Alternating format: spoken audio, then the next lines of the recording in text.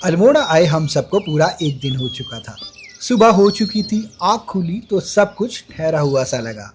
ना कोई शोर, ना कोई अफरा तफरी, पास थी तो बस एक ठंडी ताजगी भरी हवा। जैसे सबके घरों में फ्रिज को खोलते टाइम एक ठंडी सी हवा के झोंके को महसूस किया जाता है, एक अजीब सी खामोशी थी इस हवा में भी। जैसे सबके चेहरों पर एक ही बात लिखी हो, देखो क्या मौसम है, क्या ताजगी है और क्या नज़ारे हैं इन पहाड़ों के। हर किसी के चेहरे पर वही एहसास था कि इस वक्त को बस कैसे न कैसे महसूस किया जाए। खिड़की से बाहर देखते हुए इन सुंदर पहाड़ों और वादियों को, जिन पर धुंध की एक पतली सी चादर बिछी थी, पहली बार लगा कि सुबह का असली मतलब आज समझ आया।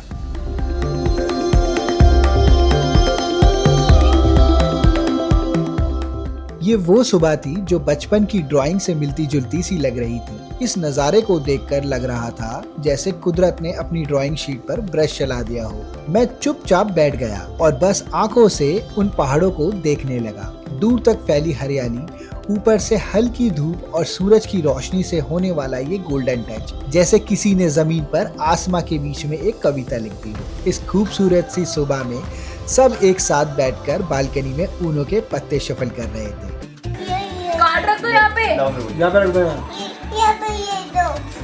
ये भी रख दो। हाँ।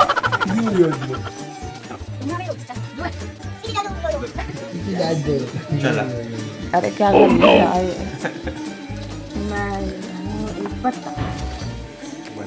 तो दूसरी तरफ गेम खत्म करते ही दूसरी एक्टिविटी शुरू हो चुकी थी, जहां ये सब बच्चे शॉर्ट्स और रील बनाने में बिजी थे।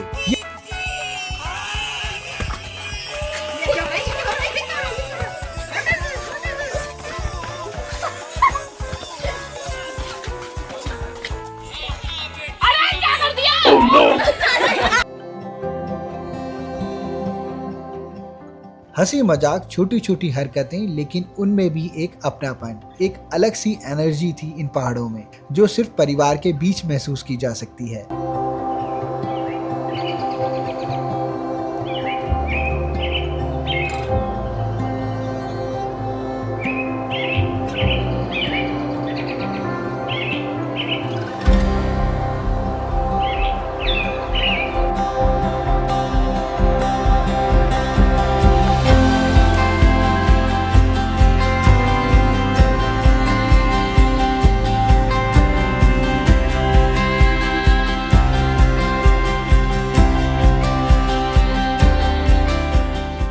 थोड़ी देर बाद फ्रेश होकर सोचा कि क्यों ना आसपास के जंगलों को भी एक्सप्लोर किया जाए।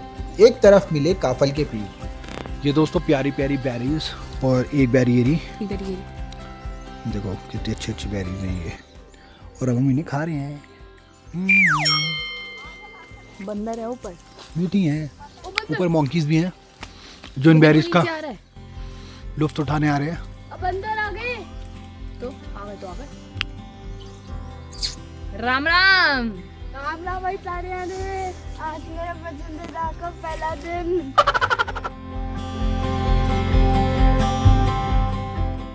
तो वहीं दूसरी तरफ था ये एक शहतूत का पेड़। ये सुबह इतनी लंबी और इतनी यादगार लग रही थी कि जैसे मानो वक्त रुक सा गया हो।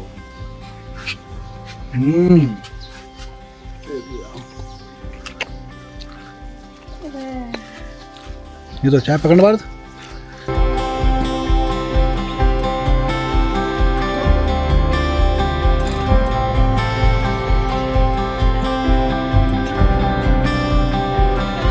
सब हम सब ऊपर जा रहे हैं और अब फाइनली वो टाइम आ चुका था जब हम सब रेडी थे अपने आज के सफर के लिए और पहाड़ों के छोटे से ट्रैक के लिए भी।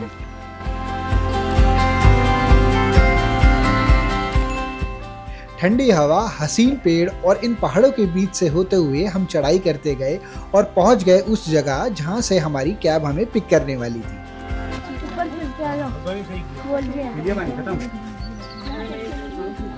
पानी होगा जरा कुछ दिन में 9 बजे चलो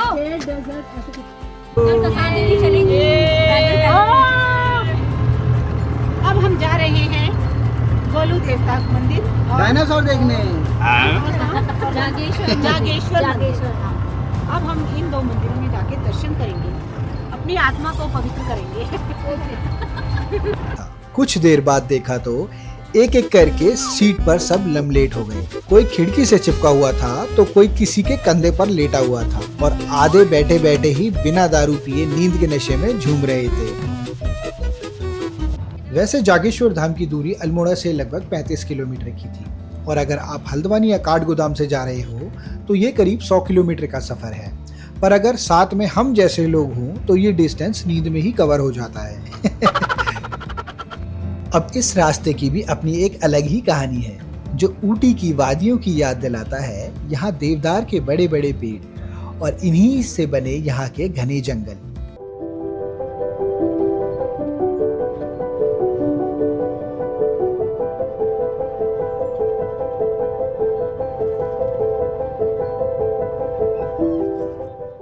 और इसी के बीच से बहती है जटा गंगा नदी जो जागेश्वर धाम जैसे पावन मंदिर को और भी पावन बना देती है। बरसातों में इसका बहाव काफी ज्यादा होता है। यहाँ से आगे हमें ट्रैक करके ही जाना था क्योंकि जब यहाँ टूरिस्ट ज्यादा हो जाते हैं तो यहाँ गाड़ियों को अंदर जाने से रोक दिया जाता है। ओ लंगूरिये रे, देख लंगूरिये रे रे रे, ये बैठे हुए। लंगूर लंगूर।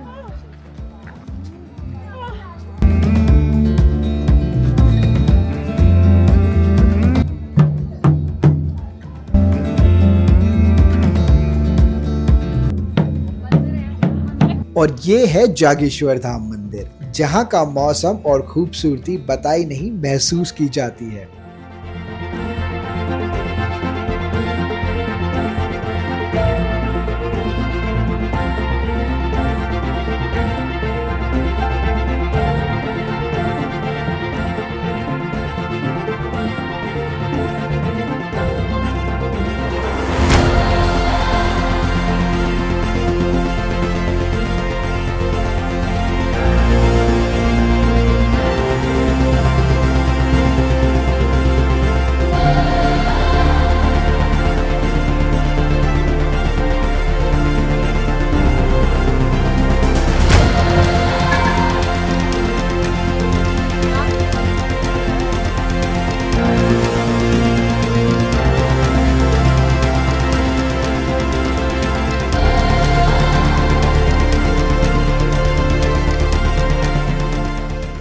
जो यहाँ बने 125 छोटे बड़े मंदिरों में स्थापित शिवलिंग और उनके प्रति भक्तों की आस्था को साफ साफ दर्शाता है। इस धाम को नागेश्वर ज्योतिर्लिंग के नाम से भी जाना जाता है जो 12 ज्योतिर्लिंगों में से एक है।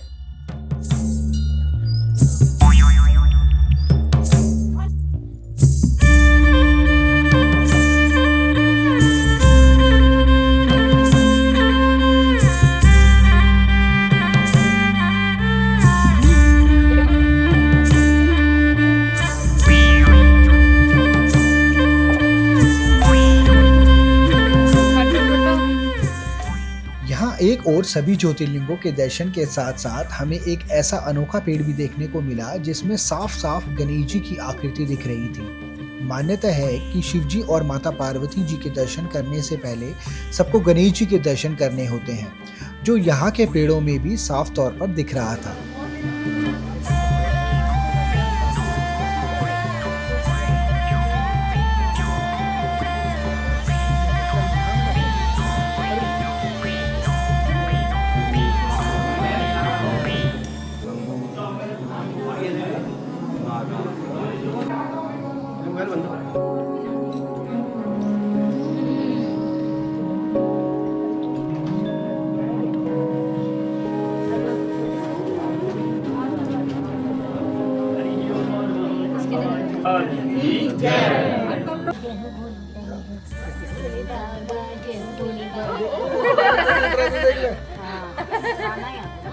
हंस के दिखा दो। अब यहीं से केदारनाथ मंदिर के दर्शन करने के बाद हमें उस भव्य पेड़ के दर्शन होते हैं जिसको यहाँ लोग शिव और शक्ति के अनोखे अर्धनारीश्वर स्वरूप के रूप में पूजते हैं। और यहाँ इन सभी पेड़ों की रक्षा यहाँ की वानर सेना करती है। सच बताऊं तो हमें यहाँ आकर ऐसा लग रहा था जैसे भगवान ने हम सबको चुना है उनके दर्शनों के लिए, जो एक अलग ही एहसास था। और फिर कुछ यादें हम सब ने यहाँ से भी बटोर ली और चल पड़े अपनी दूसरी मंजिल की तरफ।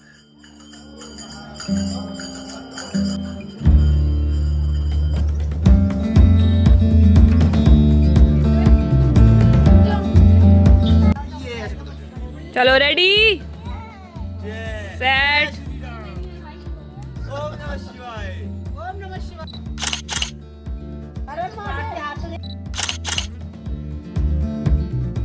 अब लगभग 15 से 20 किलोमीटर की जर्नी करके हम पहुंच जाते हैं गोलू देवता के प्राचीन मंदिर में। उत्तराखंड के अल्मोड़ा जिले में स्थित गोलू देवता का मंदिर, जिसे आमतौर पर चित्तई गोलू देवता का मंदिर भी कहा जाता है।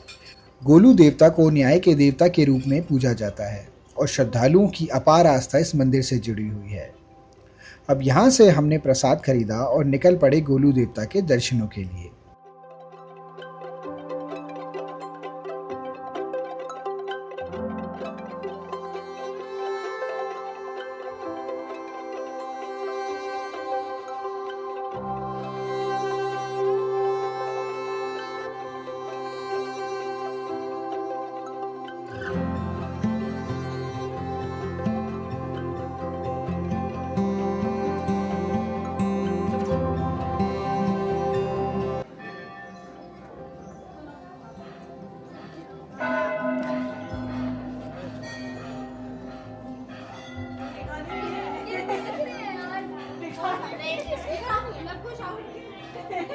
लिख रही है? तू भी लिख रही है?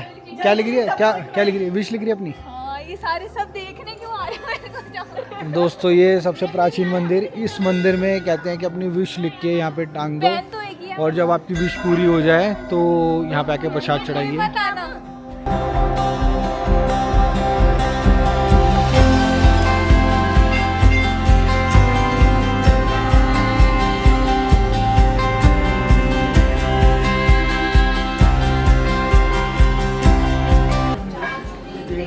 अच्छा ये मंदिर है,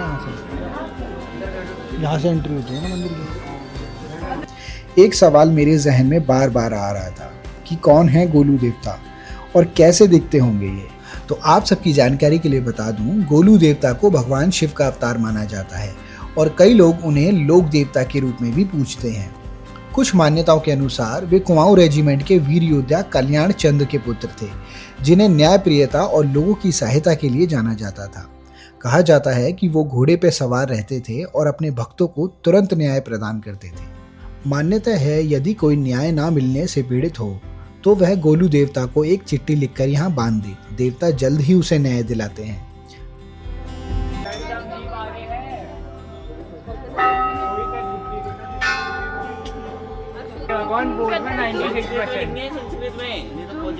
नहीं, मैंने इंग्लिश वाली हिंदी लिखी है भाई। गाइस मैंने इसमें अपनी इच्छाएं लिख दी हैं। वहाँ आकांक्षा दीदी अपनी विशेष लिख रही हैं और हिमांशु भैया भी यहाँ बैठ के लिख रहे हैं अपना कुछ। हम देखेंगे लोगों ने अपना कुछ लिखने के लिए। गाइस ये देखो बंदर, जिसका मेरे को बहुत ध्यान रखना पड़ेगा कहीं मेरे पे कूद ना जाए। एक बंदर वहाँ मार पिटाई कर रहा था। हिमांशु भैया मैंकी आ रहा है आपके साइड में, रह गया। यहाँ मैंने देखा कि विवाह, संपत्ति विवाद, नौकरी, शिक्षा आदि से जुड़ी समस्याओं की चिट्ठियां आमतौर पर बहुत ही आम देखने को मिली। इस मंदिर की सबसे अनोखी बात है हजारों लाखों अर्जियां जो भक्त यहाँ लाकर बांधते हैं। लोग अपनी समस्याओं के निवारण के लिए चिट्ठियां लिखकर गोलू देवता को अर्पित करते हैं। जब कोई मनोकामना पूरी हो जाती है तो लोग यहाँ घंटियां चढ़ाते हैं, इसीलिए मंदिर में हजारों लाखों घंटियां लटकती दिखाई देती हैं।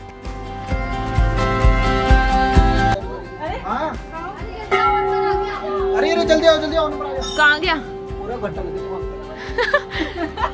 यहाँ थोड़ा सा संभाल के चलना पड़ता है।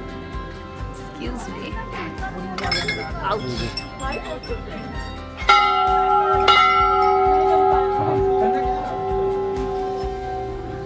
तो दोस्तों अल्मोड़ा की ये पहली सुबह शायद एक सुबह थी, लेकिन एहसास पूरे सफर का था।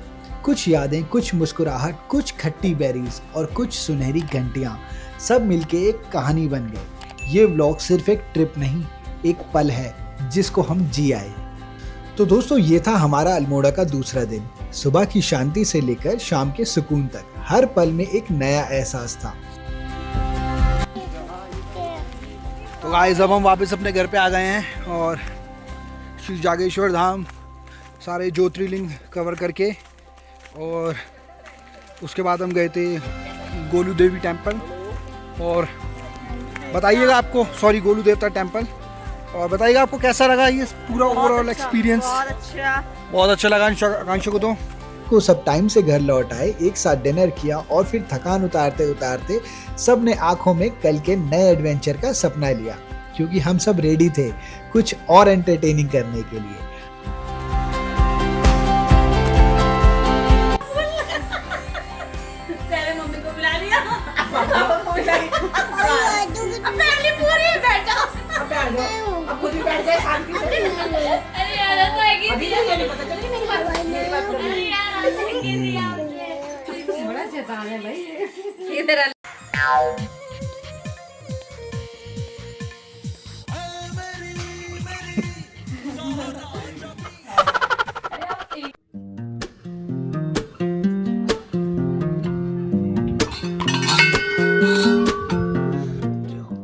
अगर आपको ये दिन हमारे साथ जीना अच्छा लगा हो तो वीडियो को लाइक जरूर कीजिएगा, कमेंट करके बताइएगा कि आपका फेवरेट मोमेंट कौन सा था और चैनल को सब्सक्राइब जरूर कर लीजिएगा, क्योंकि आगे हम अपने लास्ट दिन जा रहे हैं कसार देवी ट्रैक पर, जहां और भी मजा आने वाला है।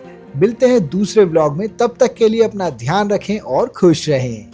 मंदिर दिख गया है, ये मंदिर दिख चुका है, सब बहुत खुश हैं और मजा आ गया सबको गाइस। ये